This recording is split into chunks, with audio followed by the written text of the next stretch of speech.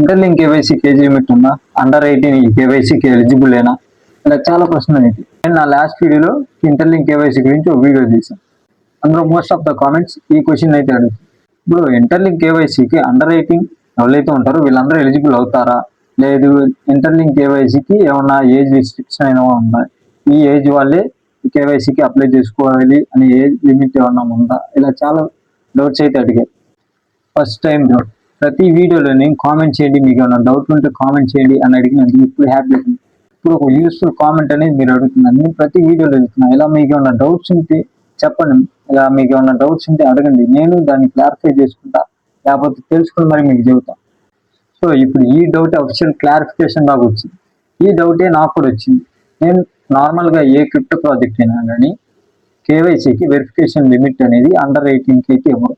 Users ఎవరైతే 18+ majors ఎవరైతే ఉంటారో ఓన్లీ వీళ్ళ వరకే కేవైసీ ఎలిజిబుల్ అనేది ఏ క్రిప్టో ప్రాజెక్ట్ అయినా కానీ ఇస్తుంది. ఇప్పుడు ఇంటర్లింక్ కేవైసీ ఇప్పుడు అలా ఇచ్చిందా లేదా, ఫస్ట్ నేను కూడా నార్మల్గా 18 years వాళ్ళకి అనుకున్నా. తర్వాత నేను ఆ డౌట్ అడిగిన తర్వాత చెక్ చేశాను, లైక్ ఇంటర్లింక్ టీంలోనే కేవైసీ ఇంటర్లింక్లోనే ఏమైనా అప్డేట్స్ ఉన్నాయి, అది ట్విట్టర్లో కానీ ఫేస్బుక్లో కానీ లేదా టెలిగ్రామ్లో కానీ వీళ్ళు ఏమైనా అప్డేట్స్ ఏమైనా పోస్ట్ చేశారా కేవైసీ గురించి, ఇలా నేను కూడా సెట్ చేశాను. ఆ కామెంట్ నాకు కూడా ఫుల్ క్లారిటీ లేదు దాని మీద, అందుకే నేను కూడా దాని గురించి తెలుసుకున్నా. కాకపోతే ఏంటంటే ఇప్పుడు ఇంటర్లింక్ టీంకి ఓన్లీ ఈ ఏజ్ వాళ్ళే కేవైసీ చేసుకోవాలని మెన్షన్ అయితే ఎక్కడైతే మెన్షన్ చేయాలి. దానివల్ల నాకు కూడా పూర్తి డీటెయిల్స్ తెలియదు. ఇప్పుడు నేను ఏం చేశానండి, నేను అలాగే అంబాసిడర్ కాబట్టి అంబాసిడర్ ఇంటర్లింక్ టీంతో కాంటాక్ట్ అయ్యే ఛాన్స్ ఉంటుంది. అలా నేను ఇప్పుడు ఈ డౌట్ అనేది అంబాసిడర్ టీమ్ 4 members ఎవరైతే ఉంటారో, like T2 ambassadors, T1 ambassadors, global leaders, ఇలా ఎవరైతే ఉన్నారో వీళ్ళనైతే అడగడం జరిగింది. వాళ్ళకి సేమ్ డౌట్స్. సో మ్యాక్సిమం కమ్యూనిటీకి అనేది ఈ డౌట్ అనే ఉంది. ఈ అందరికీ కమ్యూనిటీ మెంబర్స్ అందరికీ సేమ్ డౌట్ కాబట్టి ఈ అంబాసిడర్స్ అనేవాళ్ళు డైరెక్ట్ ఇంటర్లింక్ టీమ్ దగ్గర దాకా ఈ విషయం అనేది తీసుకొచ్చింది. సో దీని మీద ఇంటర్లింక్ టీమ్ అనేది అఫిషియల్ క్లారిఫికేషన్ కూడా ఇచ్చాడు. ఇప్పుడు ఏంటంటే ఇంటర్లింక్ నెట్వర్క్ అనేది వెరిఫికేషన్ స్టేజ్ లో ఉంది. సో ఈ స్టేజ్ ఏంటంటే చాలా మంది కమ్యూనిటీకి కానీ చాలా మందికి ఇలా డౌట్స్ ఉన్నాయి, వెరిఫికేషన్ కి అండర్ 18 వీళ్ళు ఎలిజిబుల్ అవుతారా లేదా అని చాలా డౌట్స్ ఉన్నాయి. సో దాని మీద మేము క్లారిఫికేషన్ ఇద్దాం అనుకుంటున్నామని వీళ్ళైతే ఒక ట్వీట్ అయితే చేశారు ట్విట్టర్లో. నేను ఇప్పుడు మనం వెరిఫైడ్ ఐటీఎల్జీ యూజ్ చేసుకోవాలంటే కేవైసీ అనేది మ్యాండేటరీ. మనం కేవైసీ చేస్తేనే ఈ వెరిఫైడ్ ఐటీఎల్జీ అనేది మనకు వస్తాయి. అప్పుడే మనం ఈ వెరిఫైడ్ ఐటీఎల్జీ అనేది విత్డ్రా చేసుకొని యూజ్ చేసుకోవాలి. ఇప్పుడు కేవైసీ చేయాలంటే 18 years అనేది 18+ years అనేది ఉండాలి నార్మల్ ఏ క్రిప్టో ప్రాజెక్ట్ అయినా. ఇప్పుడు ఇంటర్లింక్ టీమ్ అనేది దాని మీద క్లారిఫికేషన్ ఇచ్చేది ఏంటంటే అండర్ 18 ఎవరైతే ఉన్నారో వాళ్ళు కూడా కేవైసీ ప్రాసెస్ లో పార్టిసిపేట్ చేయొచ్చు. ఇక్కడ ఏజ్ రిస్ట్రిక్షన్స్ అనేవి ఏమీ లేవు. ఎవరైనా కానీ ఇంటర్లింక్ యూజర్స్ కేవైసీ ప్రాసెస్ లో పార్టిసిపేట్ చేయొచ్చు అని వీళ్ళైతే కన్ఫర్మ్ చేశారు. ఇక్కడే ఇంకో డౌట్ వస్తుంది ఏంటంటే, ఇప్పుడు అండర్ 18 ఎవరైతే ఉన్నారో వాళ్ళందరూ కేవైసీ ప్రాసెస్ ఇచ్చారు, ఓకే బాగుంది. ఇప్పుడు వాళ్ళ దగ్గర నేషనల్ ఐడీస్ లేకపోతే పరిస్థితి. ఇప్పుడు నేషనల్ ఐడీస్ లేకపోతే కేవైసీ వెరిఫికేషన్ లో రిజెక్ట్ చేస్తాం.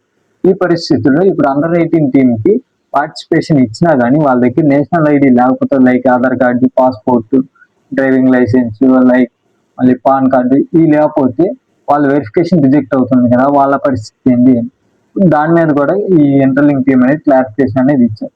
నేషనల్ ఐడి లేని పక్షంలో బర్త్ సర్టిఫికేట్ ఉన్నా కానీ మేము కేవైసీ అనేది అప్రూవ్ చేస్తాం అనేది వీళ్ళైతే క్లారిఫికేషన్ అనేది ఇచ్చేసింది. దీనివల్ల సిస్టమ్ కి ఒక ఐడెంటిటీ ప్రూఫ్ అనేది దొరికింది. దానివల్ల సిస్టమ్ అనేది వెరిఫికేషన్ ప్రాసెస్ లో వీళ్ళని పాస్ చేసింది అని అయితే వీళ్ళైతే చెప్తున్నారు. అప్పుడు బర్త్ సర్టిఫికేట్ ఈ డాక్యుమెంట్ గా యాక్సెప్ట్ చేసినప్పుడు సిస్టమ్ ఈ కేవైసీ ప్రాసెస్ అనేది పాస్ అయిపోతారు. అప్పుడు వెరిఫైడ్ ఐటీ అప్పుడు దాకా వీళ్ళు మైన్ చేసిన ఐటీఎల్జీ వెరిఫై అవుతుంది.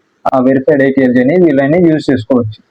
ఈ అప్డేట్ అయితే నాకు చాలా బాగా నచ్చింది. ఏంటంటే ప్రజెంట్ ఇప్పుడు యూజర్ అనేది 18 ఏళ్ళ కన్నా తక్కువ అనుకోండి కొంతమంది యూజర్స్. కాకపోతే వాళ్ళకి ఇంట్రెస్ట్ ఉంది క్రిప్టో ప్రాజెక్ట్స్ మీద కానీ ఈ క్రిప్టో మీద కానీ వాళ్ళకి ఇంట్రెస్ట్ ఉంది. ఆ ఇంట్రెస్ట్ మీదే ఒక మైనింగ్ ప్రాజెక్ట్ అని చేశారు.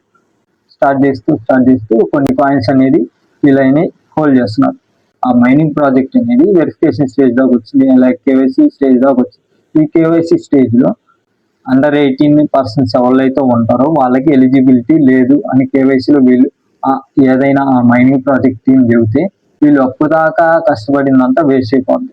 లైక్ రోజు మైన్ చేసి కాయిన్స్ క్లెయిమ్ చేసి దాని మీద ఒక టైం పెట్టి ఓన్లీ ఒక చిన్న మాట అనేది వాళ్ళు అప్పుదాకా చేసిందంతా వేస్ట్ అయిపోతుంది. ఇంటర్లింక్ లో అలా అయితే కాదు, ఇక్కడ ఏజ్ లిమిట్ ఏం లేదు. అండర్ 18 persons ఎవరో ఇంటర్లింక్ లో మైన్ చేస్తున్నా కానీ వాళ్ళు కూడా కేవైసీకి ఎలిజిబులే అని అయితే అఫీషియల్ క్లారిఫికేషన్ అయితే వచ్చేసింది.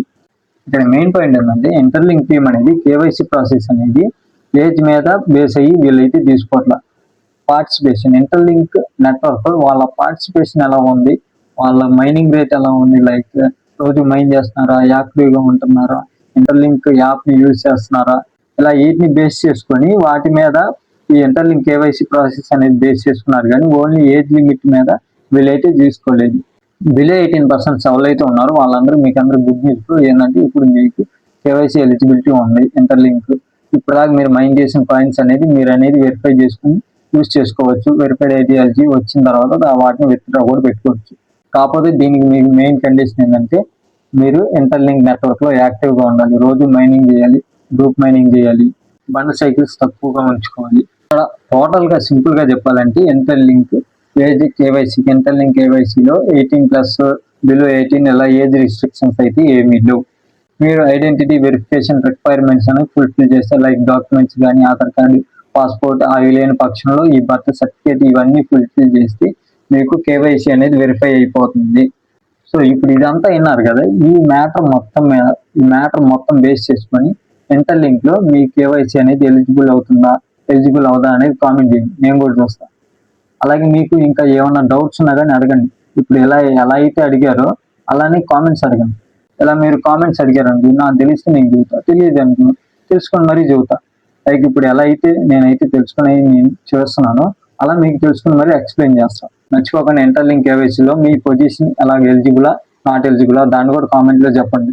సో ఈ వీడియో అయితే ఏంటి, ఈ వీడియో కానీ మీకు నచ్చినట్లయితే లైక్ చేయండి, షేర్ చేయండి, కామెంట్ తప్పకుండా చేయండి, అండ్ సబ్స్క్రైబ్ పెట్టి బెల్ ఐకాన్ ఆన్ చేసుకోండి. Thank you.